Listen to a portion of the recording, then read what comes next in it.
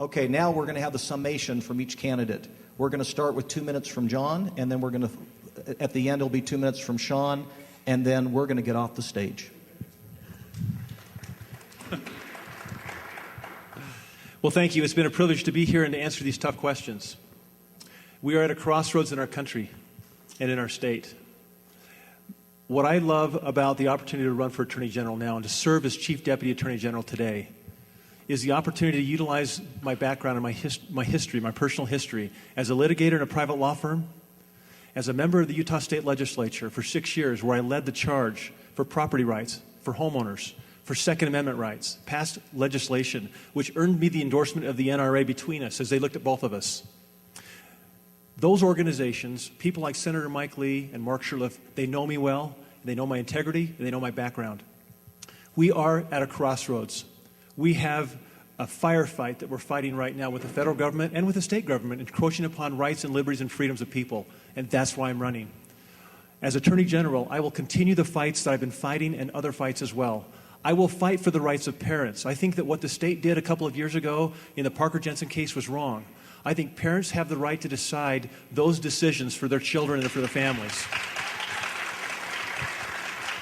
I will lead the fight against illegal immigration like I did in the legislature, like I said in my opening statement when I voted against pressure to make so that English was the official language of the state.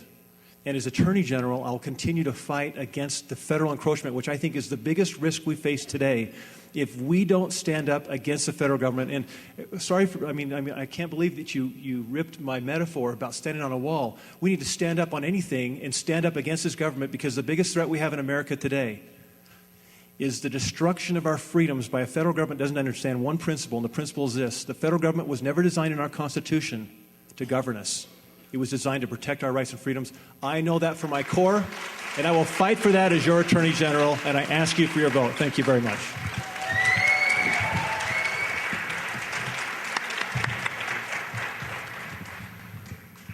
Ladies and gentlemen, we need a lawyer for the state of Utah. When you vote for Attorney General, you are hiring the state's top lawyer. And John helped me make my case. We also need a leader, and I appreciate him doing that because I have far more leadership experience. I have led large litigation teams and lawyers time and time again to protect Utah citizens. I've led business organizations. I've led legal organizations with more attorneys than in the Attorney General's office.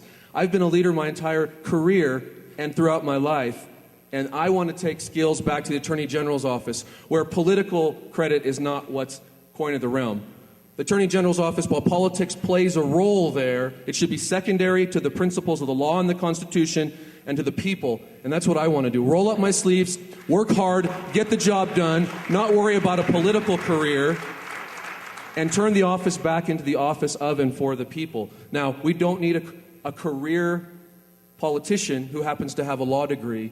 We need a career lawyer who understands politics, and that's what I will bring. And with your help, ladies and gentlemen, and with your vote on June 26th, this is what I will do when I become Attorney General. I will stand up to protect our families, to protect our freedoms, protect our lands and our liberties against the federal government and encroachment there, to protect our business community, and to create a strong business environment where we really put away the bad guys who deserve to be put away.